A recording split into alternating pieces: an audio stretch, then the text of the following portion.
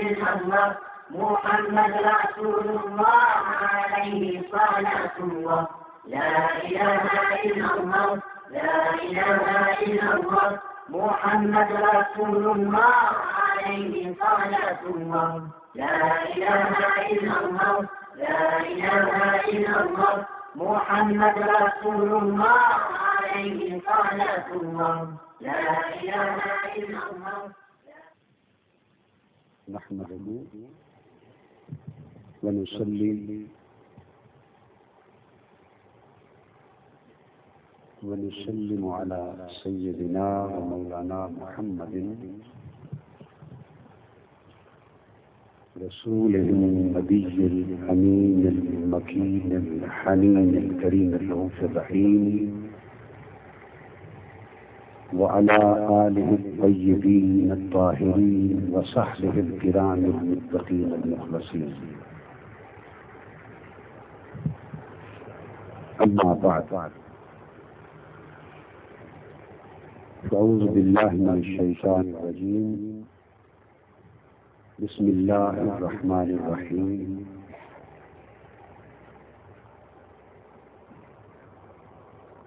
قل بفضل الله وبرحمته فبذلك فليفرحوا صدق الله مولانا العظيم. محترم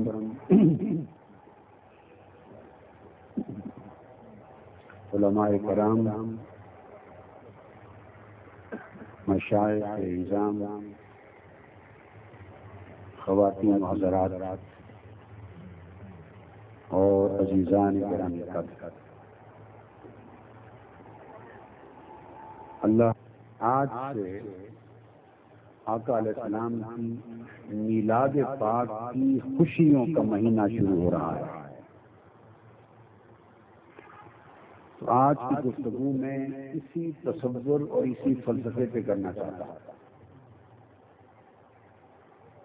کہ حضور علیہ السلام کے میلاد کا جشن منانا اور آقا کی ولادت باسعادت کی خوشیاں منانا اللہ اور اس کے رسول اور دین اسلام کی نگاہ میں کیسا ہے،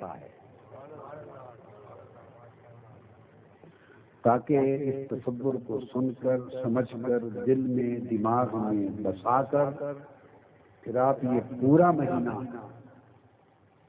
آقا علیہ السلام کے میلاد کی خوشیوں میں اور جشن کے منانے میں یوں مگن رہے کہ آپ فرزانے نہیں دیوانے نظر دیوانہ وار خوشیاں منائیں. اس خوشی سے بڑھ کر کائنات کی کوئی اور خوشی نہیں ہے. ساری خوشیاں اس خوشی پر قربان ہیں اور کائنات کی ساری خوشیاں اس خوشی کا تصدق ہے، صدقہ. اللہ رب العزت نے فرمایا قل، میرے حبیب مکرم صلی اللہ علیہ وآلہ وسلم فرما دیں بفضل اللہ وبرحمتہ،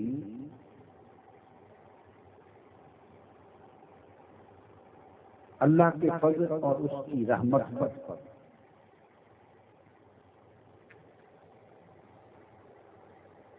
فبذلک فلیفرحوا، بس اسی اللہ کے فضل اور رحمت پر خوشیاں منایا کرو.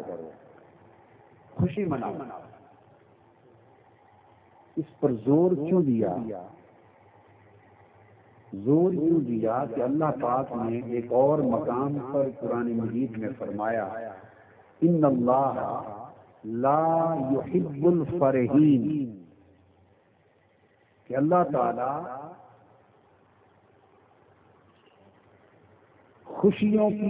خوشیاں منانے اور خوشیوں کی دھوم دھام کرنے والوں کو پسند نہیں کرتا. قرآن مجید میں ان اللہ لا يحب الفرحین، یہ فرحت سے، جو لوگ فرحت میں خوشی میں دھوم دھام مچاتے ہیں اللہ انہیں پسند نہیں کرتا. حکم عمومی یہ تھا چونکہ خوشیوں میں دھوم دھام کرنا یہ تواضع اور انکساری اور شان بندگی کے خلاف، اور آج بھی انکساری بندگی وہ شکر بجا لانے کا تو کہتی ہے، دھوم دھام سے خوشیاں منانے کا بولیے نہیں کہتے۔ عمومی حکم یہ تھا کہ جو لوگ بڑی فرحت کرتے ہیں، خوشیاں مناتے ہیں، اللہ تعالیٰ اس عمل کو پسند نہیں فرماتا، وہ عاجزی کو پسند کرتا ہے، انکساری کو پسند کرتا ہے، سادگی کو پسند کرتا ہے۔ عمومی حکم یہ تھا،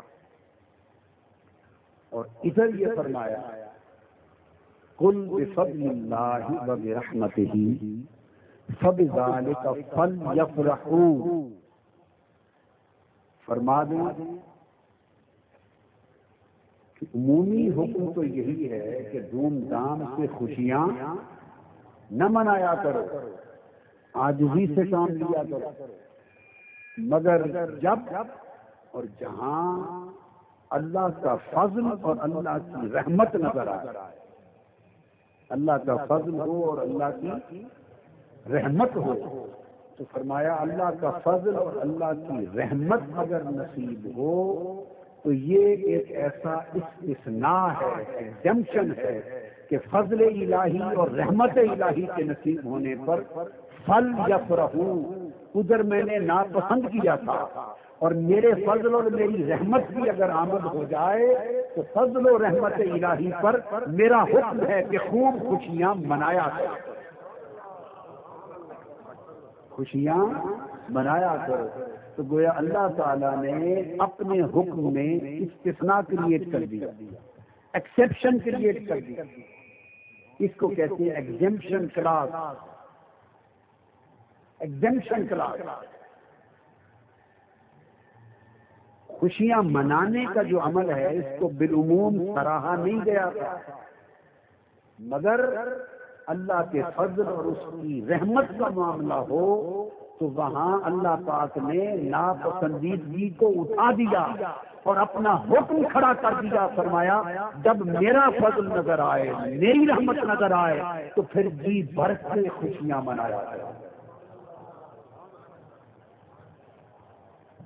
ہوا خیر مما یجمعون، اور میرے فضل اور رحمت پر خوشیاں منانا، جشن منانا، یہ جو کچھ تم جمع کرتے ہو، خواہ وہ مال و دولت کی شکل میں ہے، خواہ وہ اعمال کی شکل میں ہے، جو کچھ جمع کرتے ہو اس جمع کرنے سے بہتر ہے کہ خوشیاں مناؤ۔ اب جمع کرنے اور خوشیاں منانے کا تعلق کیا ہے؟ جب فرمائیں گے فلیفرحوا، خوشیاں مناؤ، تو صاف ظاہر ہے خوشیاں منانے کے لیے کچھ تو کرنا ہوگا، خوشیاں منانے کے لیے لائٹنگ بھی کرنی ہوگی، خوشیاں منانے کے لیے کمکمے لگانے ہوں گے، خوشیاں منانے کے لیے گلپاشیاں ہوں گی، خوشیاں منانے کے لیے ریڈ کارپٹ بچھیں گے، خوشیاں منانے کے لیے جلسے اور اجتماع ہوں گے، خوشیاں منانے کے لیے آپ کھانے پکائیں گے، لنگر پکائیں گے، کھانے کھلائیں گے۔ تو خوشیاں منانے اور دھوم دھام کرنے کے لیے جو کچھ ارینجمنٹ انتظامات آپ کریں گے، صاف ظاہر ہے اس پر خرچ ہوگا، یہ مفت میں تو نہیں ہوتا، تو خرچ ہوگا۔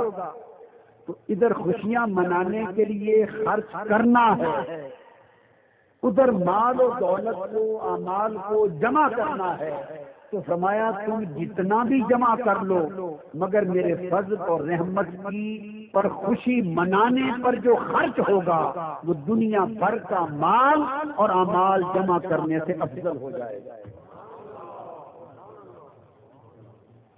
تو نہ صرف اجازت دی اللہ کے فضل اور اس کی رحمت پر خوشی منانے کی، نہ صرف اجازت دی بلکہ حکم دیا، اور نہ صرف حکم دیا بلکہ ہوا خیرن کہہ کر اس کی فضیلت قرار دے دی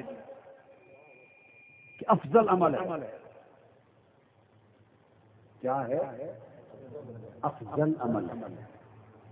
اب اللہ کا فضل کیا ہے اور اللہ کی رحمت کیا ہے؟ دو چیزیں آئیں تو قرآن مجید نے فرمایا فضل اللہ کا سن لو، مومنوں کو، صحابہ کرام کو، اہل ایمان کو خطاب کیا اور فرمایا لولا فضل اللہ علیکم ورحمتہ لتبعتم الشیطان الا قلیلا، لولا فضل اللہ علیکم لتبعتم الشیطان الا قلیلا، اگر تم پر میرے محبوب تشریف نہ لاتے، اگر حضور علیہ السلام تشریف نہ لاتے تو تم میں سے اکثر لوگ شیطان کے پیروکار ہو چکے تھے، اور اکثریت انسانیت کی شیطان کی پیروکار ہوتی، کفر میں چلی جاتی، شرک میں چلی جاتی، گمراہی میں چلی جاتی، تباہی میں چلی جاتی۔ یہ حضور کا، میرے محبوب کا، پیغمبر اسلام کا تمہارے پاس مبعوث ہونا ہے، دنیا میں تشریف لانا ہے کہ آپ کا تشریف لانا تم پر اللہ کا فضل بن گیا، اور آپ کی آمد کا صدقہ ہے کہ تم میں سے اکثر لوگ شیطان کے پیروکار ہو کر گمراہی سے بچ گئے اور تم کو ہدایت نصیب ہوگی۔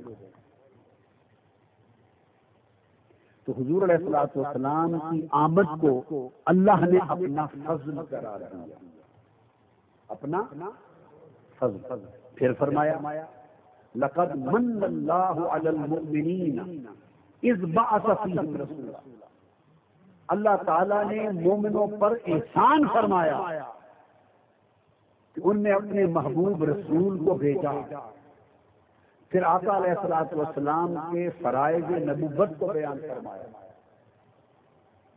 اور آقا علیہ السلام کے ذریعے جو انسانوں پر انعامات ہوئے، ان کی اصلاح کے جو راستے کھلے، ان کی ہدایت، تعلیم، تربیت، تزکیہ، تطہیر، اس کے لیے جو راستے کھولے گئے اس کا ذکر فرمایا، اور آخر سے فرمایا ان کانوا من قبل لفی ضلال مبین، اگر میرا یہ محبوب نہ آتا تو تم لوگ تو کھلی گمراہی میں تھے، تم تو تباہی و بربادی میں تھے، کفر اور شرک کے اندھیروں میں تھے، تم تو دوزخ کا ایندھن بن چکے تھے، جو رہ گئے بنے جا رہے تھے، ہدایت سے محروم تھے، کھلی گمراہی میں تھے۔ ارے سوچو تمہیں کھلی گمراہی سے کس نے بچایا؟ آخرت کی تباہی سے کس نے بچایا؟ گمراہی اور تباہی سے بچ جانے کا سبب میرے محبوب کی آمد اور بعثت۔ لقد من اللہ، میرا محبوب آیا، میرے محبوب کی بعثت ہوئی، اور وادی عرب میں میرے محبوب کی ولادت ہوئی، اور اس کے سچے پھر تمہیں میرا قرآن بھی ملا، ایمان بھی ملا، اسلام بھی ملا، وہ کعبہ بھی ملا جس کو تم کو بت خانہ بنا چکے تھے، وہ میرا گھر تھا، وہ میرا مرکز توحید تھا، وحدت قضا تھا، مگر 360 بت تھے اس میں، تو تمہیں تو کعبے کی شناخت نہ تھی، تمہیں تو وحدت قضا کی شناخت نہ تھی، توحید تم بھول چکے تھے، اپنے رب اور خالق کو تم بھول چکے تھے، ایمان کی دولت سے تم محروم ہو چکے تھے، اسلام سے محروم ہو چکے تھے، ہدایت سے محروم ہو چکے تھے، تم تو میرے گھر کعبے میں ننگا طواف کرتے تھے، سیٹیاں بجاتے تھے، تالیاں بجاتے تھے، بتوں کی پوجا کرتے تھے، تم میرے کھلے دشمن بن گئے تھے، گمراہی میں مبتلا تھے، تمہیں بچ جانے کی کوئی سبیل نہ تھی۔ شکر ادا کرو کہ میرا مصطفیٰ آیا، تم دوستی تھے، اس کی آمد کے صدقے جنتی بن گئے۔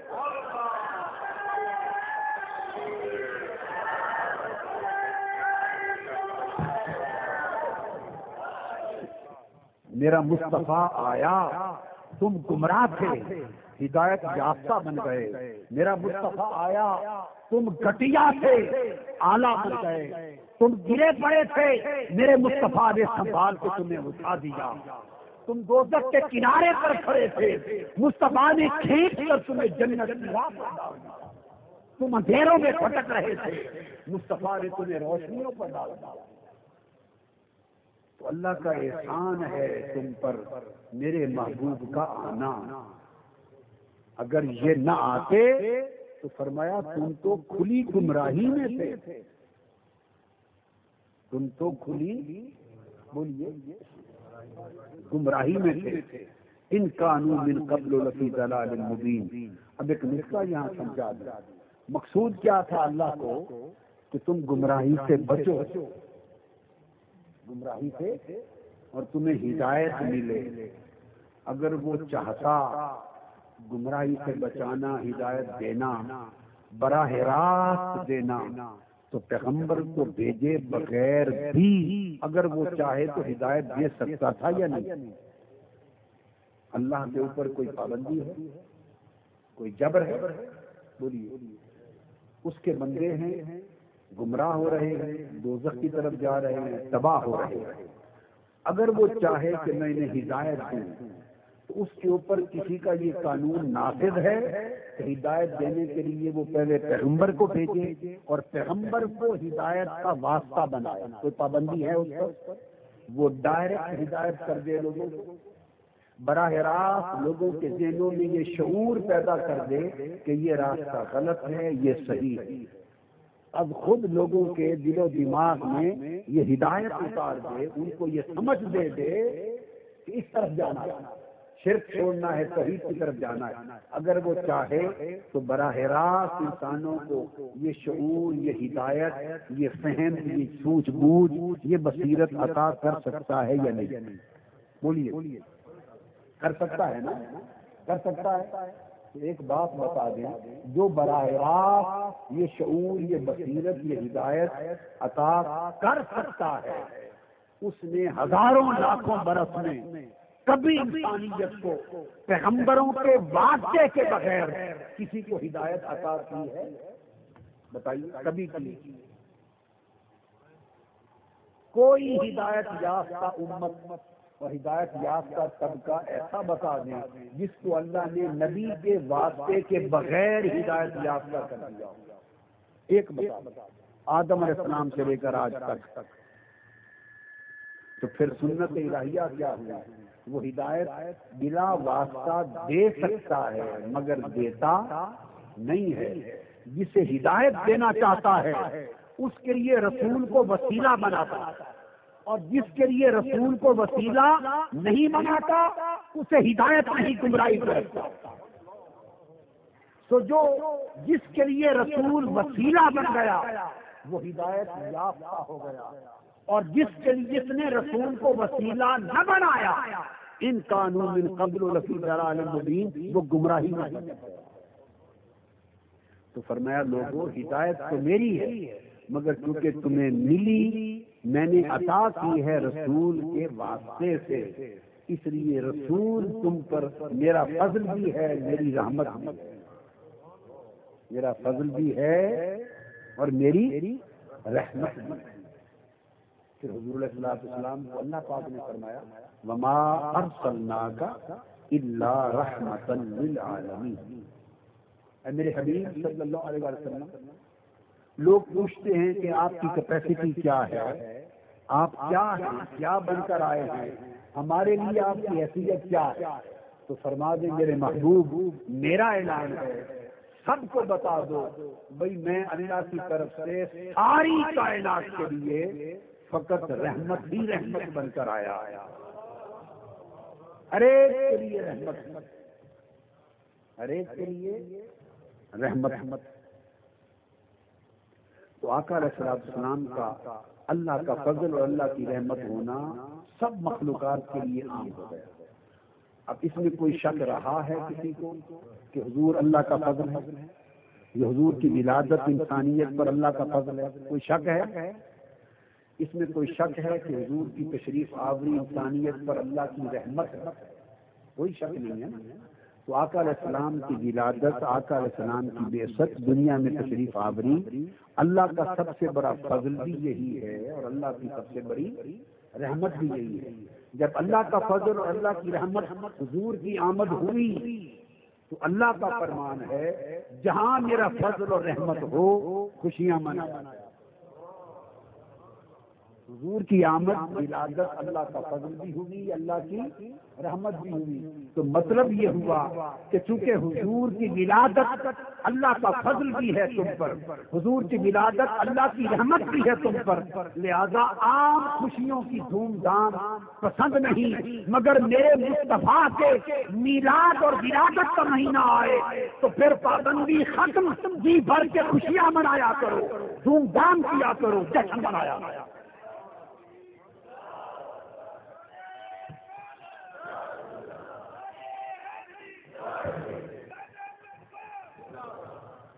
اب یہاں مفسرین نے قرآن مجید کا نزول بھی اس سے مراد لیا, وہ بھی اللہ کا فضل اور اللہ کی رحمت. پھر شب قدر بھی ملی ہے, وہ بھی اللہ کا فضل اللہ کی رحمت ہے جس میں قرآن آیا. اب سوچنے کی بات یہ ہے, یہ توجہ طلب بات ہے کہ قرآن اترا تو قرآن کا اترنا تو اللہ کا فضل اور رحمت ہو, تو جشن نزول قرآن تو منایا جائے, مگر حضور نہ آتے تو قرآن آتا صلی اللہ علیہ وسلم. کوئی بتا دے کیا قرآن حضور کے واسطے کے بغیر اب خود آیا؟ تو قرآن آپ پر تو نہیں اترا, قرآن کسی مولوی پر تو نہیں اترا, قرآن کسی مفتی پر تو نہیں اترا, قرآن کسی کھپ ڈالنے والے فتویٰ باز پہ تو نہیں اترا. ہم نے تو آج تک قرآن کو اترتا ہی نہیں دیکھا, نہ جبرائیل کو دیکھا, نہ قرآن لاتے کسی کو دیکھا, نہ اتارتے دیکھا, نہ سناتے دیکھا. اس نے بھیجا, جبرائیل امین لائے اور آقا علیہ السلام پہ اترا. ہم تو قرآن کو فقط اس طرح جانتے ہیں کہ ہمیں مصطفیٰ نے دیا. میری بات آپ سمجھیے, ہم تو قرآن کو اتنا جانتے ہیں کہ ہمیں مصطفیٰ نے دیا اور فرمایا یہ قرآن صلی اللہ تعالی علیہ وآلہ وسلم. ہمیں تو مصطفیٰ نے فرمایا یہ کعبہ ہے, ادھر منہ کر کے نماز پڑھا کرو. خدا کی عزت کی قسم, وہ کعبہ مکہ کا گھر ہے نا, فرمایا یہ کعبہ ادھر منہ کر کے نماز پڑھا کرو. میرے مصطفیٰ فرما دیتے ادھر شمال کی طرف منہ کر کے نماز پڑھا کرو, ہماری نمازوں کا قبلہ شمال ہو جاتا. فرماتے جنوب کی طرف پڑھا کرو, ہم جنوب کو کعبہ بنا لیں. جس طرف وہ نظر نہیں آتے ہم وہ رستہ ہی چھوڑ دیتے ہیں. کعبہ بنتا ہے اس طرف ہی ریاض, رخ جدھر کو وہ موڑ لیتے ہیں.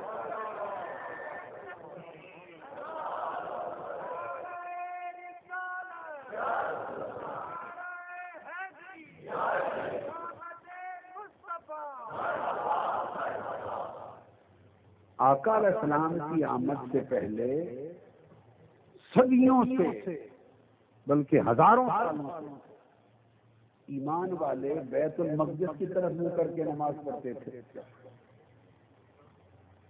آقا علیہ السلام کی خواہش ہوئی, اللہ نے پیار فرما دیا, اور حضور کی خواہش اور آپ کی طلب پر اللہ نے کعبہ بدل دیا اور فرمایا محبوب فَلَنُوَلِّيَنَّكَ قِبْلَةً تَرْضَاهَا, جدھر تو راضی ہے ہم ادھر ہی کعبے کو پھیر دیں گے.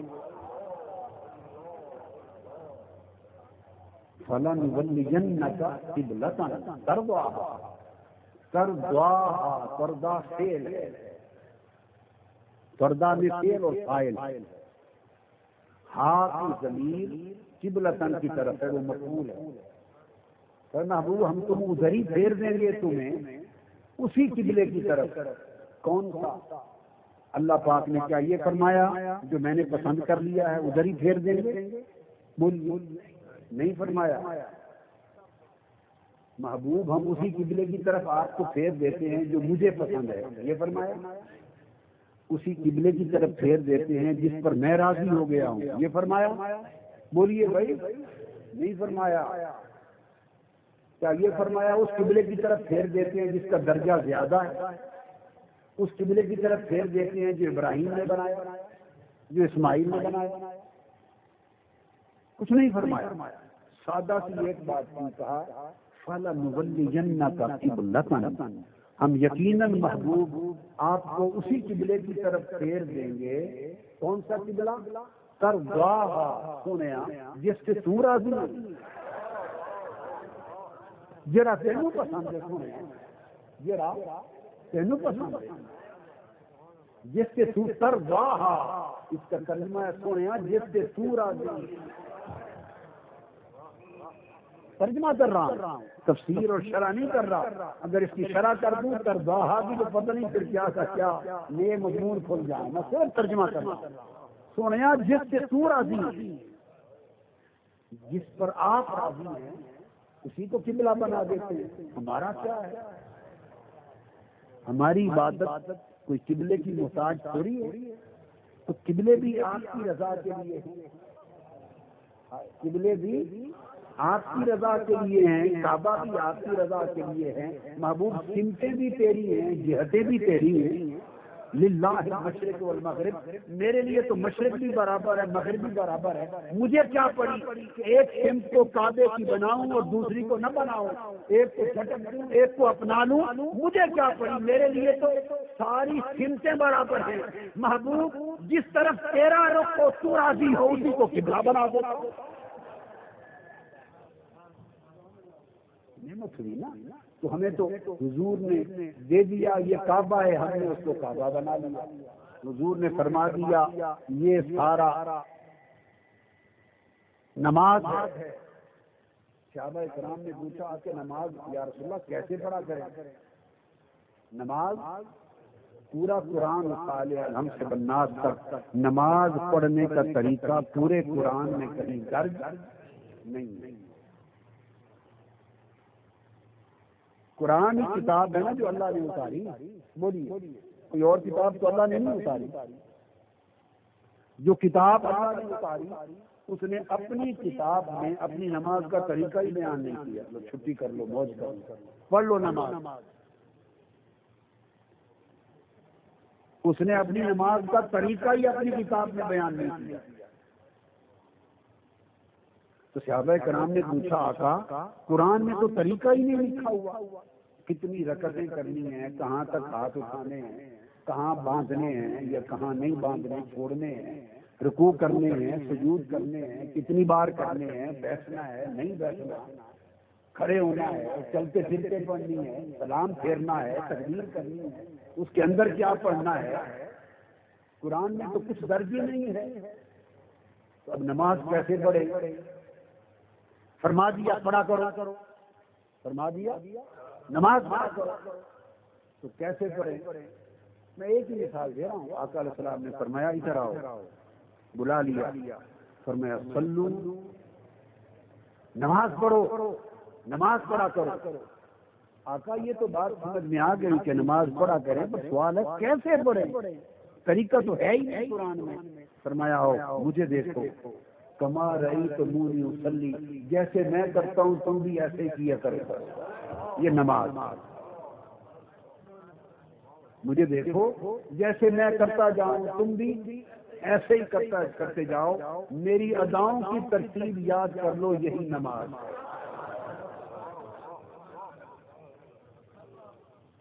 یہی نماز ہے۔ تو حضور نے فرمایا اعمال کر کے کھڑے ہوئے، پھر جھک گئے، پھر سجدے میں گئے، پھر بیٹھ گئے، یہ سارا کچھ کر کے فرمایا یہ نماز ہے۔ ہم نے تو اسی کو نماز مان لی۔ اگر مولوی صاحب کے پاس اس کے علاوہ کوئی اور طریقہ درج ہے تو وہ بھی لے آئے قرآن میں، ہمیں تو کچھ نہیں ملا قرآن میں۔ حضور نے جیسا کیا فرمایا یہ نماز ہے، ہم نے نماز مان لی۔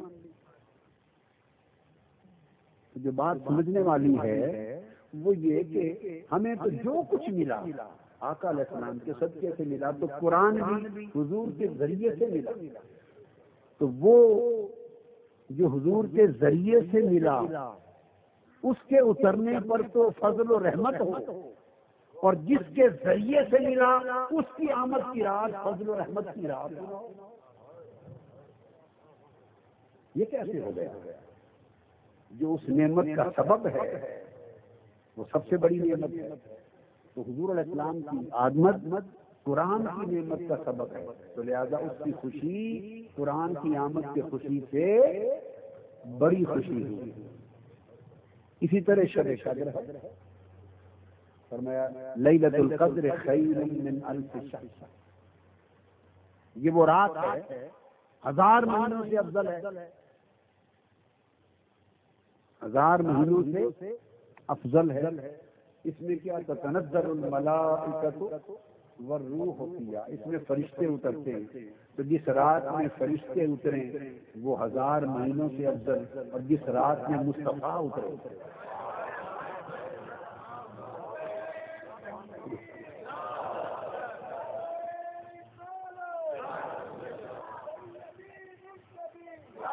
اور فرشتوں کی فضیلت یہ ہے کہ 70,000 فرشتے صبح اترتے ہیں، مزار مصطفیٰ کا طواف کرتے ہیں اور سلام نیاز کرتے ہیں۔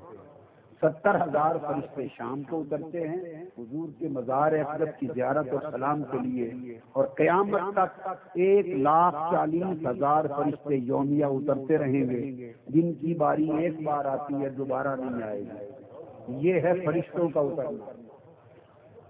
وہ تو دربار مصطفیٰ کے جھاڑو بردار ہیں، فرشتے دربار مصطفیٰ کے جھاڑو بردار ہیں۔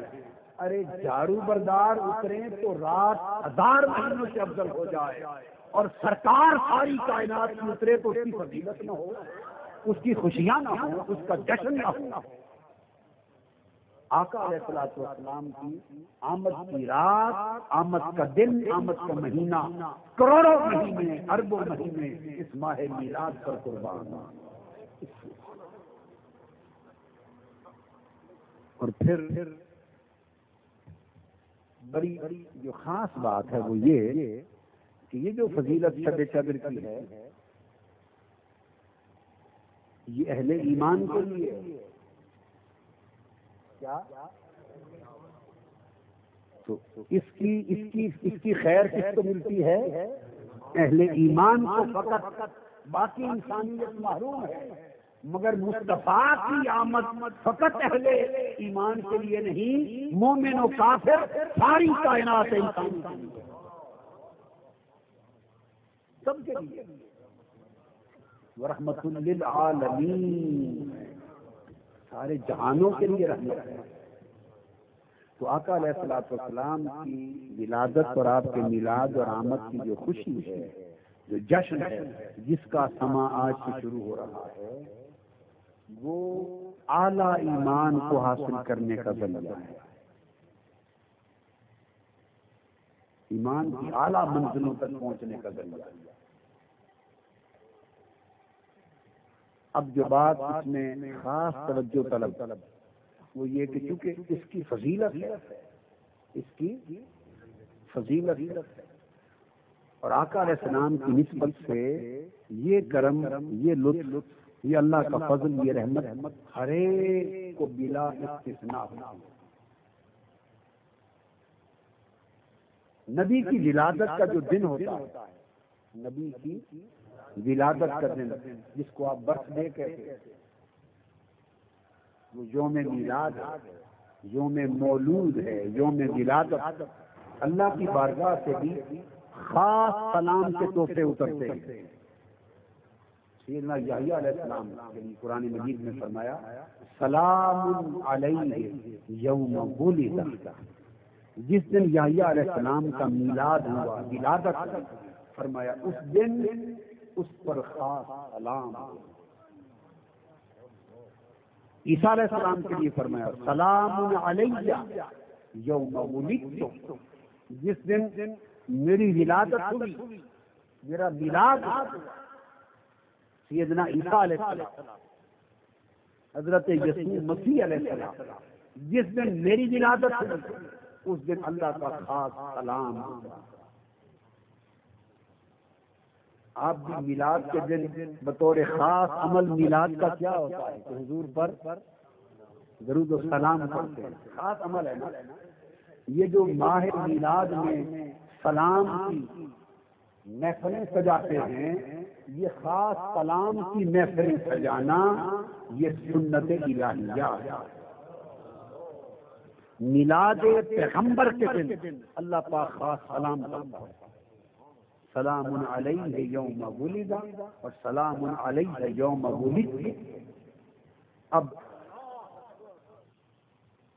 حضور کا میلاد مناتے ہیں، امت کو کیا ملتا ہے آقا کی اس نسبت اور ولادت کی خوشی منانے سے؟ تو آقا علیہ السلام کی نسبت امت کو دوزخ سے بچاتی۔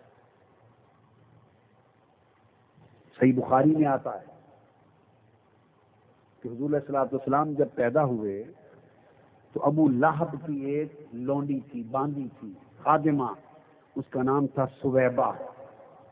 ابو لہب نے سویبہ کو بھیجا کہ جاؤ حضرت آمنہ کے گھر، بچہ ہونے والا ہے، تولد کا وقت ہے، تو جا کے خدمت کرو۔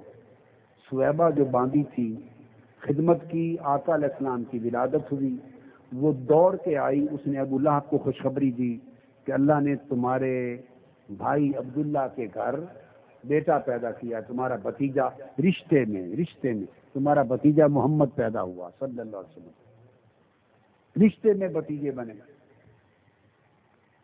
اس نے خوش ہو کر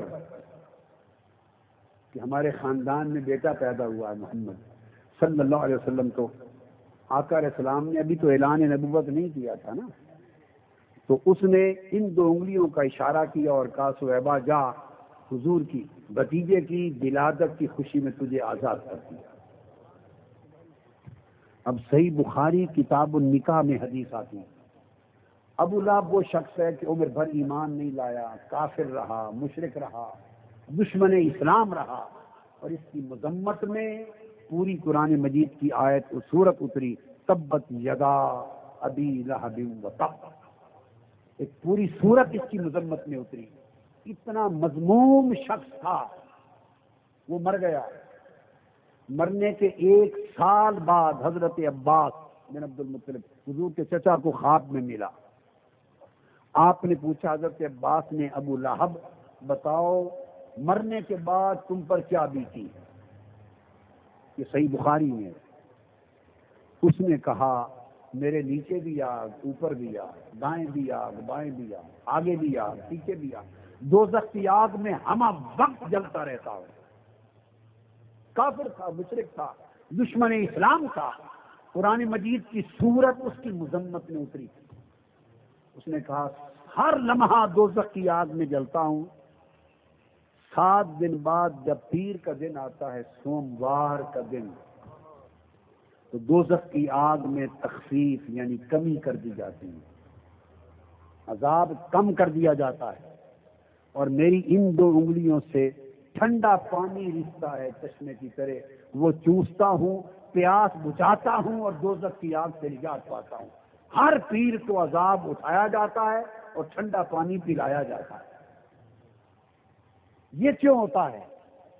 اس نے کہا اس لیے اندما بشرتنی بذرا، میں نے آزاد کر دیا تھا، آتا تھا اس کو آزاد کر دیا تھا صحابہ کو، اندما بشرتنی بولادت النبی، جس وقت اس نے میرے بھتیجے محمد مصطفیٰ کی ولادت کی خبر سنائی تھی، تو میں نے ولادت مصطفیٰ کی خوشی میں ان 2 انگلیوں کو اشارہ کر کے اس کو آزاد کیا تھا۔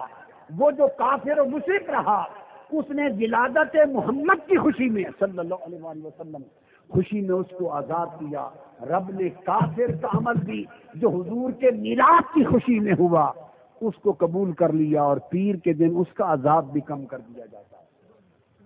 اور مسلمان امت جو حضور علیہ السلام کو اپنا نبی اور خدا کا محبوب سمجھ کر حضور کی ولادت کی خوشیاں منائے گی، فَلْيَفْرَحُوا، آقا کی ولادت اللہ کا فضل ہے، آقا کی ولادت اللہ کی رحمت ہے، اور اس رحمت عظما اور فضل عظیم کی آمد پر جو امت حضور کے میلاد کی خوشیاں منائے گی، اس پر دوزخ کی آگ کا اثر کیا ہوگا اور رب کی رحمتوں کی بارش کا عالم کیا ہوگا۔ یہ حضور کے میلاد پاک کی خوشیاں منانے کا اجر ہے پیر کو، کیونکہ آقا علیہ السلام کی ولادت پیر کے دن ہوئی، تو پیر کو اللہ پاک نے خاص کر لیا، ولادت بھی پیر کو ہوئی، کیا؟ پھر بعثت یعنی اعلان نبوت، پہلی وحی کا نزول، وہ بھی پیر کو ہوا، مدینہ پاک کی ہجرت بھی پیر کو ہوئی، اور کئی دن قباء میں قیام کے بعد مدینہ میں داخلہ بھی پیر کو ہوا، وصال بھی پیر کو ہوا۔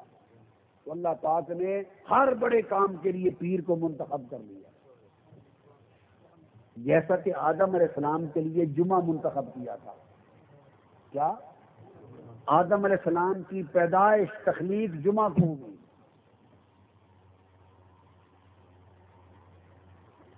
آدم علیہ السلام جنت میں آپ کو جمعہ کے دن ٹھہرایا گیا، آپ کی توبہ جمعہ کے دن قبول ہوئی، وصال جمعہ کے دن ہوا۔ آدم علیہ السلام کی حیات طیبہ کے ہر اہم کام کے لیے یوم جمعہ چنا۔ اور سوچنے کی بات ہے، ایک دن جس کو حضرت آدم سے نسبت ملی وہ امت محمدی کے لیے یوم عید ہے، اور وہ دن پیر کا سوموار جس کو مصطفیٰ سے نسبت ہوئی، وہ مصطفیٰ جن کے توسل سے حضرت آدم کی توبہ قبول ہوئی، جن کی پیشانی میں مصطفیٰ کا نور رکھا گیا تھا، جنہوں نے پیدائش پر عرش معلیٰ کو دیکھا تو عرش معلیٰ کے چوپاؤں پہ مصطفیٰ کا نام خدا کے نام کے ساتھ درج تھا، جنہوں نے جنت کے درختوں کے پتے پتے پر مصطفیٰ کا نام پڑھا تھا، اور خدا کے ساتھ مصطفیٰ کا نام پڑھ کر اللہ کے حضور وسیلہ دے کر توبہ کی تھی۔ وہ پیغمبر جس دن کو اس کے لیے خاص کیا وہ امت کے لیے یوم عید بنے، اور جو دن ولادت مصطفیٰ سے لے کر وفات تک مصطفیٰ کے لیے خاص ہوا وہ حضور کی ولادت کا دن یوم عید نہ بنے۔ کتنی عجیب بات ہوگی۔ تو آقا علیہ السلام پھر یہ سال کے بعد جب حضور علیہ السلام کا یوم میلاد آتا ہے تو چونکہ امت کے لیے، مومن کے لیے اس سے بڑی خوشی کائنات میں اور کوئی نہیں، اس لیے ساری خوشیاں ان خوشیوں پر قربان ہو جاتی ہیں، ان خوشیوں پر قربان ہو جاتی ہیں۔ پھر آپ جلوس نکالتے ہیں، پھر آپ محفل کرتے ہیں، آپ کمکمے لگاتے ہیں، سجاتے ہیں، خوشیوں کا ایک سما بناتے ہیں، خوشیوں کا ایک سما بناتے ہیں، صلاۃ و سلام کرتے ہیں، کھڑے ہو جاتے ہیں، کھڑے ہو کر سلام پڑھتے ہیں۔ یہ سب کچھ، ان سب چیزوں کی اصل شریعت میں سنت محمدی اور حدیث پاک سے اور صحابہ کرام اور حضور علیہ السلام کے اپنے عمل سے ثابت ہے۔ جب کسی خوشی کا لمحہ یاد کرو تو اس لمحے کی کیفیتوں کو طاری کرو اپنے اوپر، جب کوئی غم کا لمحہ یاد کرو تو غم کی کیفیتیں طاری کرو۔ میں خاص بات بتا رہا ہوں، حدیث پاک میں ہے، یہ بھی صحیح بخاری میں، کہ حضور صلی اللہ علیہ وآلہ وسلم صحابہ کرام کے ہمراہ جب غزوہ تبوک کو تشریف لے گئے، کہاں؟ غزوہ تبوک، جنگ ہوئی تھی، غزوہ تبوک کے لیے گئے تو رستے میں وہ جگہ آئی، اللہ پاک نے وحی بھیجی اور آپ کو آگاہ فرمایا، وہ جگہ آئی جہاں وہ کنواں آیا جس کنویں پر حضرت صالح علیہ السلام کی اونٹنی پانی پیتی تھی، اور وہ گاؤں آ گیا کریا جس پر اس قوم نے صالح علیہ السلام کی اونٹنی کو ذبح کر دیا تھا۔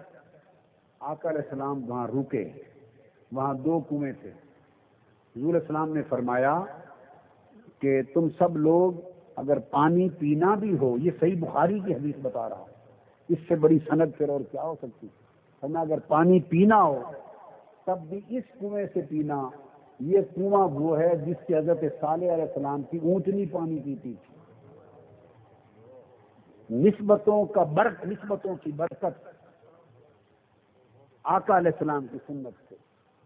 اس کنویں سے صالح علیہ السلام کی اونٹنی پانی پیتی تھی، اسی سے پانی پیو، اسی سے اپنے آٹے گوندھو۔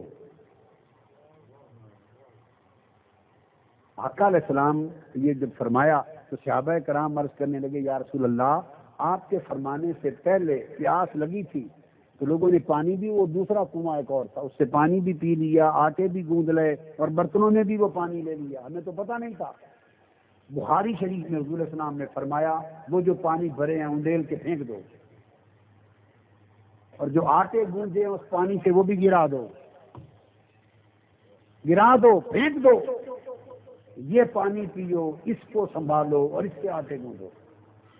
حضرت صالح علیہ السلام کی اونٹنی اس کنویں سے پانی پیتی، تو آپ نے دیکھا جس کنویں سے اب اس اونٹنی کو، یعنی صالح علیہ السلام نے بھی پانی نہیں پیا، اس کنویں سے صالح علیہ السلام نے پانی نہیں پیا۔ آپ دیکھیے کہ آقا کی سنت کیا ہے۔ ہم سنت کا شور تو مچاتے ہیں، مگر نہ اس سنت کو کبھی پڑھا ہے نہ سمجھا ہے۔ یہ بخاری سنا رہا ہوں، صحیح بخاری، مگر بخاری سمجھنے کے لیے بھی عشق نبی چاہیے۔ بے عشق نبی جو بھی پڑھاتے ہیں بخاری، آتا ہے بخار ان کو، بخاری نہیں آتی۔ بخاری سمجھنے کے لیے عشق نبی چاہیے۔ یہ بخاری پڑھا رہا ہوں، اس کنویں سے صالح علیہ السلام نے پانی، بولیے، نہیں پیا، ان کی اونٹنی نے پانی پیا ہے، اور 1000 سال گزر گئے ہیں اونٹنی کو پانی پیے، پتہ نہیں نکلتے نکلتے نکلتے پانی 1000 سالوں میں کتنا بدل گیا ہوگا۔ کیا اسی اونٹنی کا پیا ہوا بچا ہوا پانی پڑا تھا؟ کئی 1000 سال کے بعد وہی بچا ہوا پانی پڑا تھا؟ جی 1000 سال گزر گئے، دوسرے کنویں کا بھرا ہوا پانی گروا دیا، گوندا ہوا آٹا گروا دیا آقا علیہ السلام نے۔ اور اونٹنی نے جس کنویں سے پانی پیا، اونٹنی پیغمبر کی تھی، اس پیغمبر سے نسبت تھی اونٹنی کو، اونٹنی سے نسبت تھی اس کنویں کے پانی کو۔ 1000 سال گزر گئے، اس پانی کا ادب اور اس کی برکت آج بھی قائم ہے۔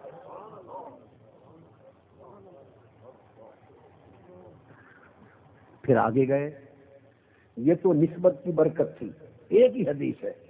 آگے گئے تو وہ آ گیا گاؤں، جس گاؤں میں پھر اونٹنی کو شہید کرنے کے بعد عذاب آیا تھا اس قوم پر۔ آقا علیہ السلام نے فرمایا سنو، اس قوم پر عذاب آیا تھا، اب یہاں سے جلدی سے تیزی سے گزر جانا۔ اور آقا علیہ السلام نے فرمایا جب اس گاؤں سے گزرو تو روتے ہوئے گزرنا۔ یہ صحیح بخاری ہے، روتے ہوئے گزرنا۔ کتاب الانبیاء، صحیح بخاری کتاب الانبیاء، روتے ہوئے گزرنا۔ صحابہ کرام میں سے بعض نے پوچھا یا رسول اللہ جس کو رونا نہ آئے،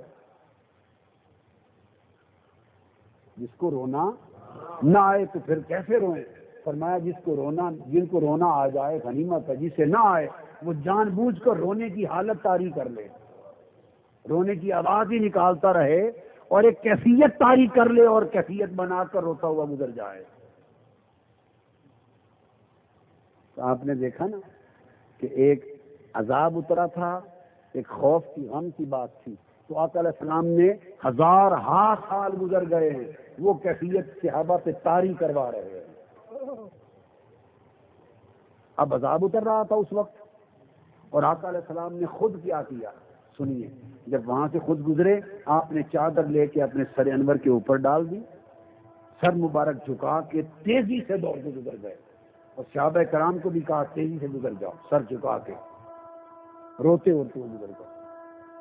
اب عذاب کو گزر گئے ہوئے کئی 1000 سال ہو گئے، نہ اب عذاب ہو رہا ہے، اور اگر ہو بھی رہا ہو تو چونکہ حضور ساتھ تھے، ہوتا عذاب بھی اٹھ جاتا،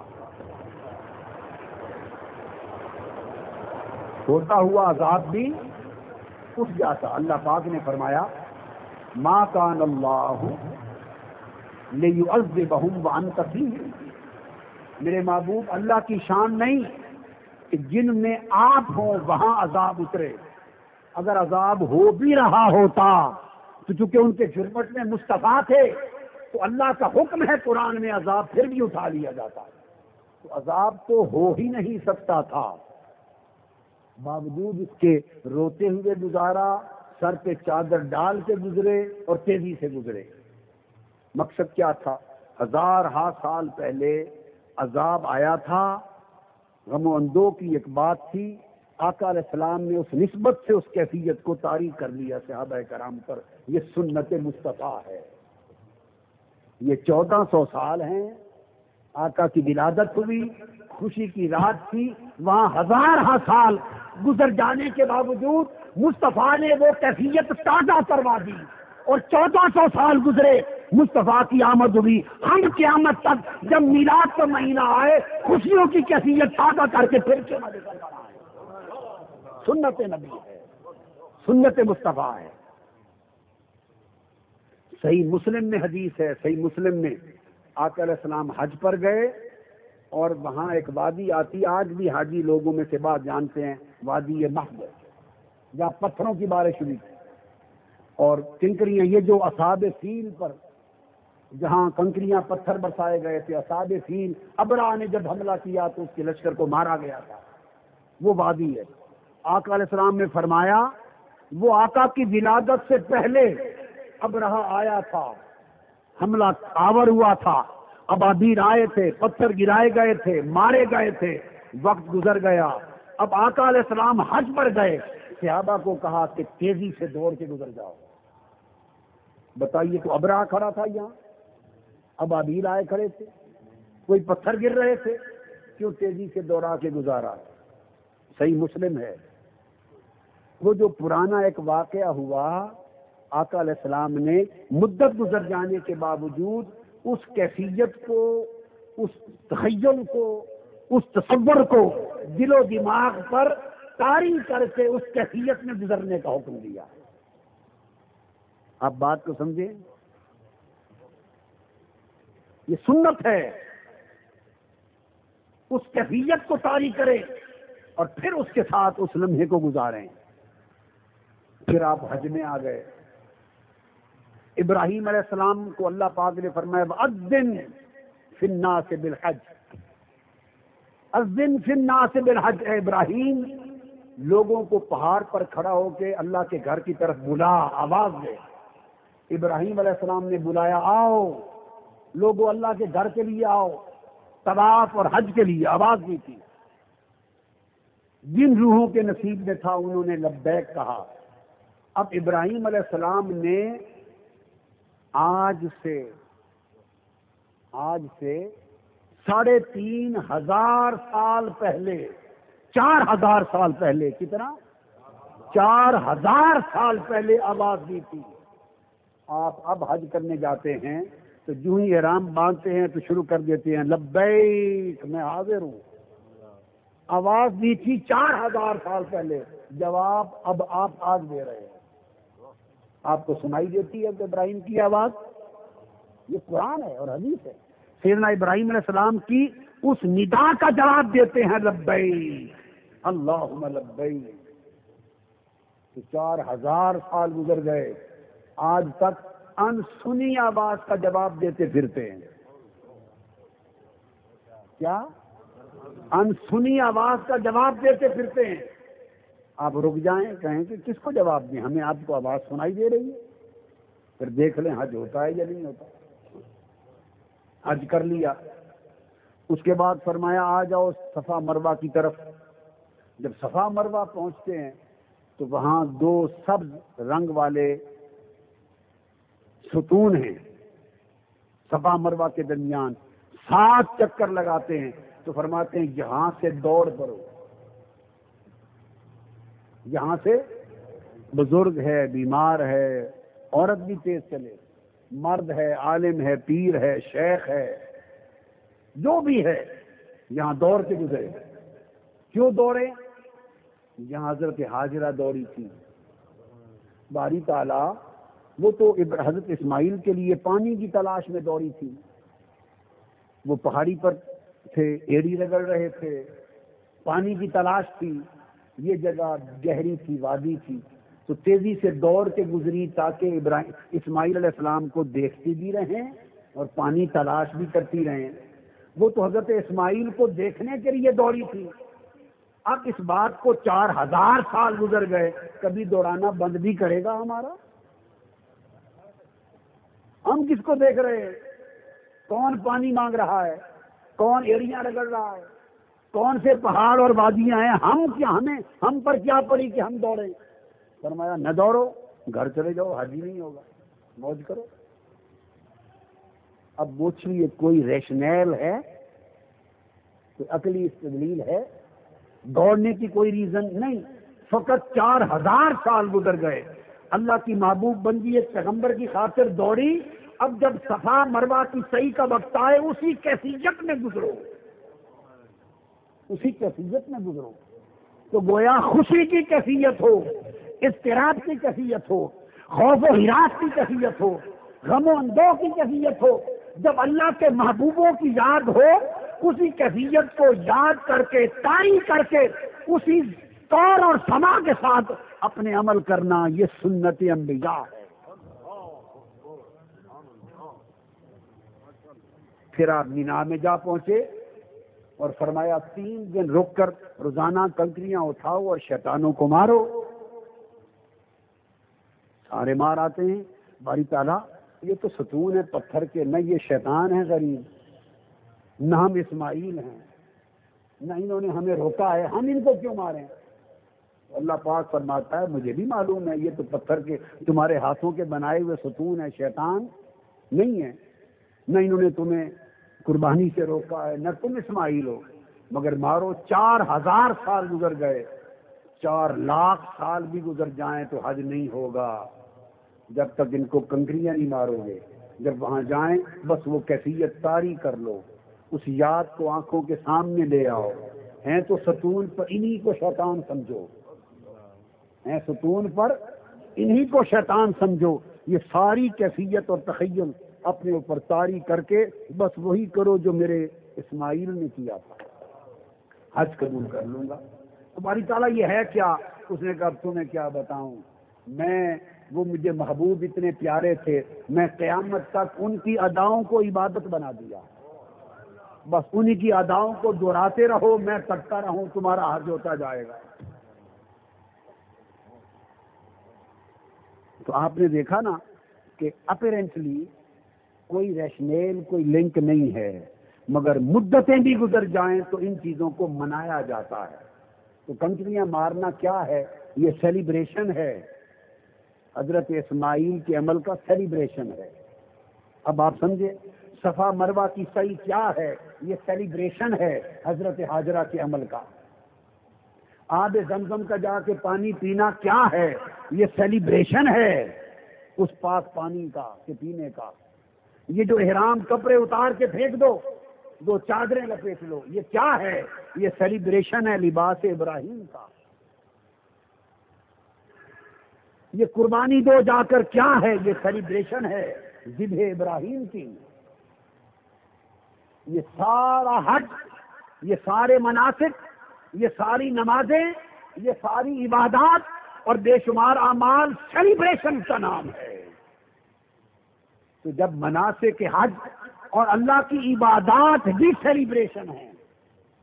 حضرت ایوب علیہ السلام کیا طویل بیماری کے بعد اٹھے, شفا یاب ہوئے, تو 4 رکعت نفل کی نیت کر کے نماز شروع کی, شکرانے کے نفل. طویل بیماری سے اٹھے تھے, بہت کمزور تھے, کمزوری کے باعث 3 رکعتیں پڑھی تھی, چوتھی کی سکت نہ رہی, سلام پھیر دیا. 3 پڑھ سکے, چوتھی نہ پڑھ سکے. مغرب کا وقت تھا, اب فرمایا قیامت تک امت محمدی جب مغرب کا وقت آئے 3 رکعتیں پڑھو. یہ سیلیبریشن ہے ایوب کی نماز کا, یہ سیلیبریشن ہے نماز ایوب کا. ارے 5 نمازیں مختلف پیغمبروں کی اداؤں کا سیلیبریشن ہے. دین کے جتنے اعمال ہیں یہ کسی نہ کسی محبوب کی سیلیبریشن ہے.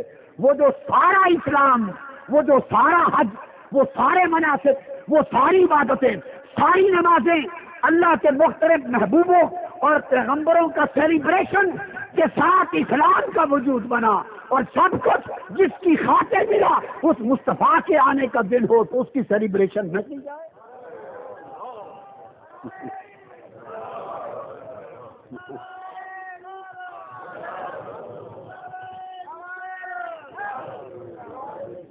اس کو سیلیبریٹ نہ کی کہتے ہیں، سیلیبریشن تو نہیں ہے اسلام میں۔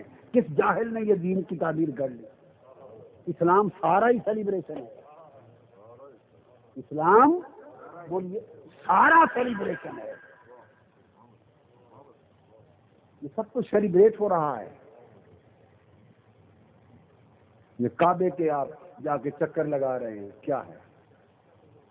کوئی جو کسی سے پوچھے عقل سے بتاؤ، پتھروں کا بنا ہوا گھر ہے، بھاگتے جاتے ہو، چادریں پہن کے اس کے چکر لگانا شروع کر دیتے ہو، نہ اس میں کوئی نماز پڑھتے ہو، نہ رکوع نہ سجود، کچھ بھی نہیں، بس چکر لگاؤ، یہ حج ہو گیا۔ یہ کیوں؟ بس سیلیبریشن ہے، میرے ابراہیم نے ایسا کیا، میرے آدم نے ایسا کیا، میرا گھر بنایا۔ طواف سیلیبریشن ہے، کیا طواف سیلیبریشن ہے؟ پھر سارے پتھر نکال دیے کعبے سے، یہ شرک ہے۔ سارے پتھر کعبے سے نکال دیے، بت اور پتھر کے، یہ اسلام تمہارے کعبے کا صحن اور تمہاری زندگیاں پتھروں سے پاک کرنے کے لیے آیا ہے۔ سارے پتھر نکال دیے، ایک پتھر کی باری آئی، کہا اس کو مت لے جانا، رہنے دو۔ وہ کون سا پتھر ہے؟ مقام ابراہیم۔ باری تعالیٰ ان پتھروں نے کیا بگاڑا تھا؟ وہ سارے اٹھا کے پھینک دیے، اس کو سنبھال لیا، کہا دیکھا نہیں اس پر ابراہیم کے قدم لگے ہیں، اس پتھر کو سیلیبریٹ کروانا ہے، میں نے اس کا سیلیبریشن ہوگا۔ اس پتھر کو کعبے کے صحن میں گاڑ دیا، کہاں پہلے اس پتھروں کے بنے گھر کعبۃ اللہ عزت و شرف والا گھر بن گیا، پہلے اس کے چکر لگاؤ، چکر لگا کے ادھر آ جاؤ، میرے لیے 2 نفل پڑھو، مگر نفل کے لیے کھڑے اس جگہ ہونا کہ ابراہیم کے قدموں والا پتھر تمہارے سامنے ہو۔ بقیہ پتھر پھینک دیے، اس پتھر کے سامنے کھڑا کر دیا، سجدہ کرو۔ وَاتَّخِذُوا مِن مَّقَامِ ابراہیم مُصَلًّى، چونکہ ابراہیم کھڑے ہوئے تھے، اب اسے سیلیبریٹ کیا جا رہا ہے قیامت تک۔ فرق سمجھ رہے ہیں نا بات کا، نسبت کا؟ یہ جو آپ گھر میں پتھر لگاتے ہیں، دیواریں بناتے ہیں پتھر سے، جی صحن بناتے ہیں، تو پتھر دیواروں میں بھی لگتا ہے، پتھر صحن میں بھی لگتا ہے، پتھر باتھ روم میں بھی لگتا ہے، ٹوائلٹ میں بھی لگتا ہے، ہر جگہ لگتا ہے۔ تو یہ بھی پتھر ہے، یہ بھی بولیے نا، یہ بھی پتھر ہے، اور یہ انگوٹھی میں لگا ہوا ہے۔ اب فرق بتا رہا ہوں، یہ کیا ہے؟ برفی ہے؟ کیا ہے؟ جلیبی ہے؟ پھول ہے؟ بولیے نا، یہ بھی پتھر ہے، اس کا نام ہے عقیق، یہ بھی پتھر ہے۔ جو ٹوائلٹ میں لگا وہ بھی پتھر ہے، جو ہاتھ کی انگلی پہ سجا وہ بھی پتھر ہے، اور پھر یاقوت بھی پتھر ہے، زمرد بھی پتھر ہے، لال بھی پتھر ہے، ہیرا بھی پتھر ہے، جو بادشاہ اور ملکہ کے تاج میں سجا وہ بھی پتھر ہے، جو پاؤں کے نیچے آتا ہے ٹوائلٹ میں وہ بھی پتھر ہے، جو بادشاہوں کے تاج پہ سجتا ہے وہ بھی پتھر ہے، اور جو کعبۃ اللہ کے حرم میں لگا ہے وہ بھی پتھر ہے، اور جو کعبے کے دیوار پہ لگا ہے وہ بھی پتھر ہے۔ تو بولیے ہیں تو سارے پتھر، پر کیا سب پتھروں کو ایک جیسا جانو گے؟ ایک جیسا جانو گے؟ جی وہی پتھر آپ کے گھر میں لگ جائے تو اس کی 2 ٹکے کی بھی حیثیت نہیں ہے، وہ پتھر کعبۃ اللہ کے صحن میں لگ جائے تو آپ وہاں جا کے چومتے پھرتے ہیں۔ کوئی آپ سے پوچھے یہ پتھر آسمان سے آئے ہیں، اور پھر یہ سارے پتھر ہیں، پھر وہ بھی پتھر ہے جس پہ ابراہیم کا قدم لگا ہے، پھر وہ بھی پتھر ہے جس کو حجر اسود کہتے ہیں، جس کو چومنے کے لیے جاتے ہیں۔ تو ہیں سب پتھر، مگر جس پتھر کو نسبت مل گئی وہ پتھروں جیسا نہ رہا۔ ارے پتھر کو پیغمبر سے نسبت ہو جائے تو پتھروں کی ساری کائنات میں وہ پتھر جدا ہو جائے، اور جو پیغمبر اپنی نسبت سے پتھروں کو بے مثال کرتا ہے، وہ پیغمبر خود کسی کی مثال کیسے ہوتا ہے؟ لہذا اس پیغمبر سے جس دن کی نسبت ہو گئی وہ دن دنوں میں بے مثال ہوا، اس پیغمبر سے جس رات کو نسبت ہوئی، جس مہینے کو نسبت ہوئی، وہ شب و ماہ میں بے مثال ہوا۔ اس لیے جب آقا کی نسبت نصیب ہوتی ہے تو وہ سارے عمل خدا کے ہاں مبرور عبادت بن جاتے ہیں، پھر وہ سیلیبریٹ ہوتے ہیں، بنیادی چیز اللہ پاک نے قدم قدم پہ سکھایا۔ یہ آپ کا نام ہے، مثال کے طور پہ یہ لے لیں، دریاب یوسف ہاشمی، یہ بیٹھے، ان کا نام ہے دریاب۔ کون کون سے حرف ہیں؟ ڈال، رے، یہ، الف، بے، ٹھیک ہے۔ آپ کا نام ہے، ہمارے پرانے فوٹوگرافر ہیں پاکستان فوٹو والے، کیا؟ ڈزنی ورلڈ، ڈزنی فوٹوگرافر، دال، زے، نون، یہ حرف ہیں۔ بغدادی قاعدہ جس میں آپ آباتا بچوں کو پڑھاتے ہیں، 28 حروف ہیں، 28 حروف جو قاعدے میں، وہی حرف ہیں سارے۔ یہ بات میں بڑی خاص بتا رہا ہوں، الف، بے، تے، جیم، یہ سارے حرف وہی 28 ہیں۔ اب ان حرفوں سے ایک آپ بنا لیں مختلف جملے، اور انہی حرفوں سے ذالک الکتاب لا ریب فیہ بنا ہے، حرف وہی ہے۔ الم نشرح لک صدرک، وہی الف، وہی لام، وہی نون، وہی شین، وہی رے، وہی ہے، وہی حرف ہے نا۔ ان حرفوں سے آپ کے لفظ بنے تو پاؤں کے نیچے پھرتے رہیں، پرواہ کوئی نہیں، اور وہی حرف جملے بن کے قرآن میں لگے تو بغیر وضو کے چھو بھی نہیں سکتے۔ بولیے حرفوں میں کیا فرق آ گیا؟ حرفوں میں کیا فرق آ گیا؟ تو حرف تو وہی آباتا تھے، مگر آباتا آپ نے بنا کے لکھے تو پرواہ کوئی نہیں کرتا۔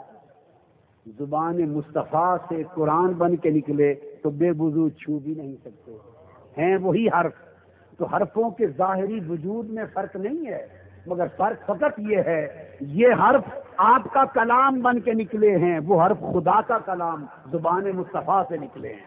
حرف وہی ہیں مگر اب کلام جدا ہو گیا۔ تو جب نسبت ہو جاتی ہے تو پھر اس کی پوزیشن، اسٹیٹس کچھ اور ہو جاتا ہے۔ تو آقا علیہ الصلوۃ والسلام سے جس شے کی نسبت ہو گئی وہ ایمان میں داخل ہو گیا،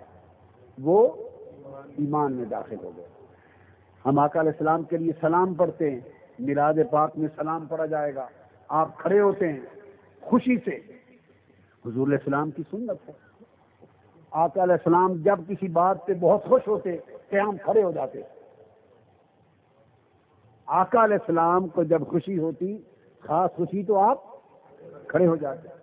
سیدہ عالم، آپ کی شہزادی سیدہ کائنات حضرت فاطمہ الزہرا صلوات اللہ علیہا، جب وہ حاضر ہوتی آقا علیہ السلام کی بارگاہ میں تو آپ کو محبت اتنی تھی، جب شہزادی فاطمہ الزہرا کو دیکھتے خوشی سے کھڑے ہو جاتے۔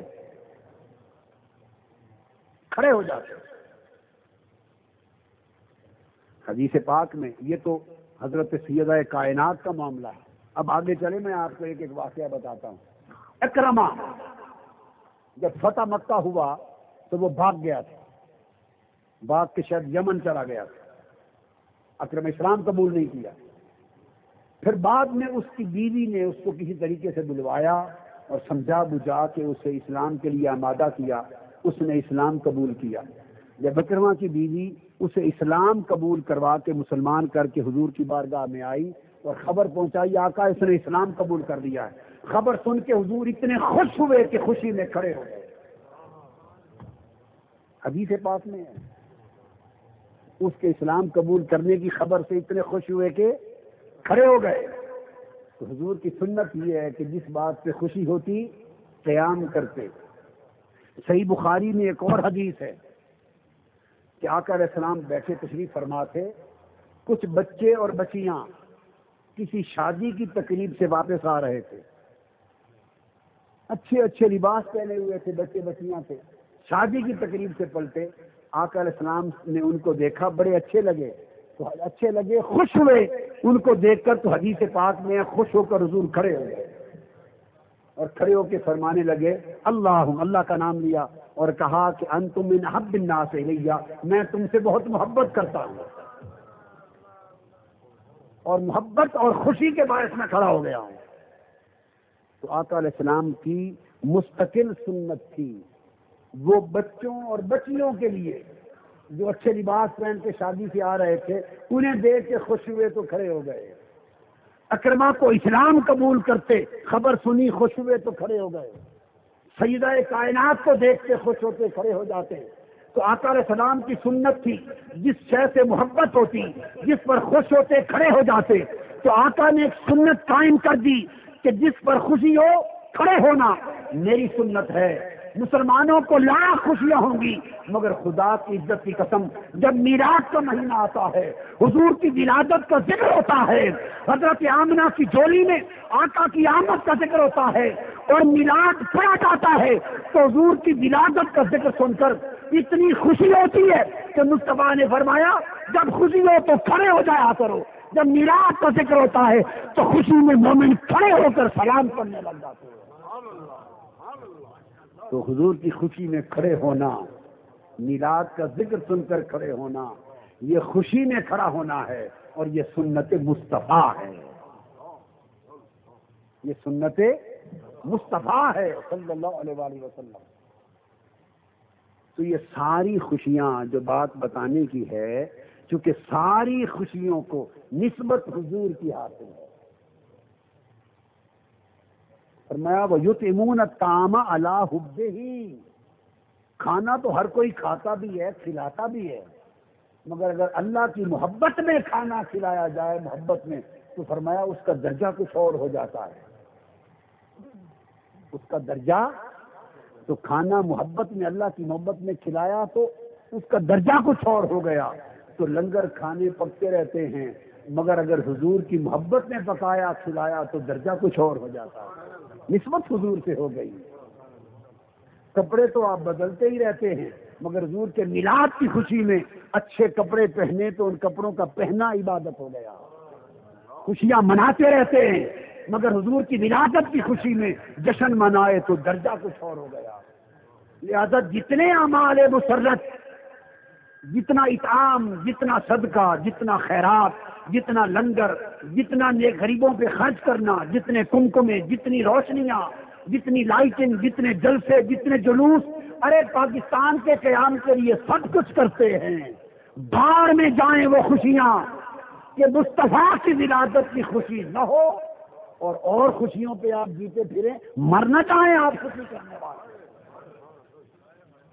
سب خوشیاں حضور کی خوشی کے صدقے میں ہیں اور سب نعمتیں حضور کی ولادت کے صدقے میں ہیں۔ اس لیے آقا علیہ الصلوۃ والسلام کے میلاد کی خوشیوں کو منائیں پورے حلقے میں۔ یہ جو 127 حلقہ بھی ہے ہمارا، اس میں دھوم مچا دیں ولادت مصطفیٰ کی، اپنے گھروں کو کمکموں سے روشن کریں، لائٹنگ کریں 12 دن، مشل بردار جلوس علاقوں میں نکالیں، ہر شام 12 راتیں 12 راتیں لنگر پکائیں، کھانے غریبوں میں تقسیم کریں، خوشیاں منائیں، محافل کریں، صلاۃ و سلام کی محفلیں کریں۔ یہ جو عمل آقا علیہ السلام کی خوشی میں کریں گے، اللہ کے ہاں سب اعمال اور عبادات سے زیادہ قبول اور باعث اجر ہوگا اور اللہ کی رضا کا باعث ہوگا، کیونکہ ان تمام تر اعمال مسرت یعنی خوشیوں کے اعمال کی نسبت آقا علیہ السلام کی طرف ہوگی اور اللہ اس پر خوش ہوگا۔ آپ حضور کی ولادت پہ خوش ہوں گے، اللہ آپ سے خوش ہوگا۔ یہ ایک سائیکل ہے، یہ پیغام ہے میلاد مصطفیٰ کی خوشی کا، اور آقا علیہ السلام کی ولادت کی خوشیاں منائیں اور حضور کے میلاد کے صدقے آپ کے مشن کو، آپ کے دین کو، آپ کے لائے ہوئے انقلاب کو، غریب انسانیت کو اٹھانے کے لیے آپ کے لائے ہوئے پیغام کو اپنی زندگی کا اوڑھنا بچھونا بنائیں، مصطفیٰ کا میلاد منائیں، اور مصطفیٰ کے انقلاب کو نظام زندگی کے طور پہ اپنائیں، اسٹرگل کریں، کھڑے ہو جائیں انقلاب کے لیے، اپنے ایمان، اپنے سینے، اپنے دل حضور کی محبت سے روشن کریں اور اپنی اور اپنے معاشرے کی زندگیاں مصطفی انقلاب اور انقلاب مصطفیٰ کے ساتھ روشن کریں، تاکہ ملک کا، قوم کا، امت کا مقدر بدل سکے۔ اللہ تبارک و تعالی ہمارے حال پہ کرم فرمائے اور دنیا اور آخرت میں حضور علیہ السلام کی اس محبت اور میلاد پاک کی خوشی کے صدقے ہمیں اخروی دنیاوی نعمتوں کے ساتھ مالا مال فرمائے۔ وما علینا الا البلاغ والسلام۔